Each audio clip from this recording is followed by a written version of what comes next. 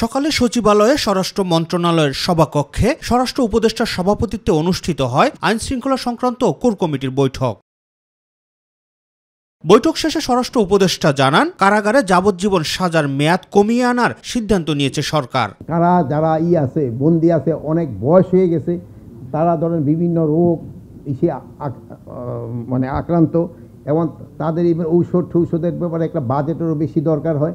তো আমরা চাচ্ছিলাম যে ওই যে লাইফ টার্ম তাদের 30 বছর ওইটাকে কমায় কত করা যায়, একটা যুক্তিযুক্ত একটা করে যেন যারা বয়স্ক হয়ে গেছে তাদের কীভাবে ছাড়ার ব্যবস্থা করা যায়। আমরা ওই মেয়েদের ক্ষেত্রে হয়তো আমরা 20 বছর করে দিতে চাচ্ছি, ছেলেদের ক্ষেত্রে হয়তো আরও একটু বেশি হতে পারে, বাট আবার কতগুলি স্পেসিফিক আছে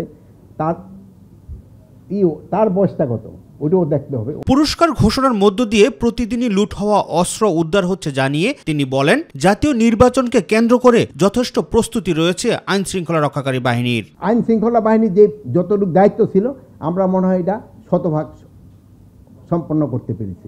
আমাদের আইন শৃঙ্খলা বাহিনীর সম্বন্ধে কারো কোনো অভিযোগ নাই, এবং আমাদের কোনো প্রস্তুতিরও কোনো অভাব ছিল না। ধর্মীয় ভাবগম্ভীর্যের মধ্য দিয়ে দুর্গাপূজা সম্পন্ন করতে যা যা দরকার সরকার সবই করবে বলেও জানান স্বরাষ্ট্র উপদেষ্টা। পূজার ক্ষেত্রে কোনো ধরনের কোনো অসুবিধা যেন না হয়, এই জন্য আমাদের যা যা করার আমরা সবই করব, এবং পূজাটা যেন নির্বিঘ্নে এবং ধর্মীয় রীতিনীতি মেনে যেন করতে পারে, এই জন্য আমরা সব ব্যবস্থা করে দেব, এবং এটার যেন পবিত্রতাটা রক্ষা হয় এই জন্য আমরা সব ব্যবস্থা করব। রাকিব হাসান, মাই টিভি, ঢাকা।